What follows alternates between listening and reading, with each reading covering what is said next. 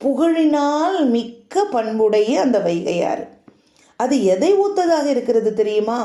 கார்காலம் வந்தபோது காமுறும் மகளிரது உள்ளம் தமது கணவன்பால் விரைந்து செல்லும். அதுபோல இந்த ஆறு எதை நோக்கி விரைந்து செல்கிறதாம்? கடலை நோக்கி. அலைகளினால் ஆரவரித்து கொண்டு சென்றது என்று ரொம்ப அழகா நம்ம தெய்வ சேக்கிழார் குறிப்பிடுகிறார். இப்போ என்ன ஆகுது? பிள்ளையாரும் பிறரும் ஆற்றில் நீர் வேகமாக செல்லும் இடத்தின் பக்கத்தை அடைகிறார்கள். அடைந்தவுடன் நம்முடைய அந்த கூன் பாண்டியன், அந்த மதுரை அரசன், அவன் என்ன சொல்கிறான்? இரு திறத்தீராகிய நீங்கள் இசைத்தபடி நீவிர் குறித்த ஏடுகளை ஆற்றிலே இடுங்கள் அப்படின்னு சொல்கிறான்.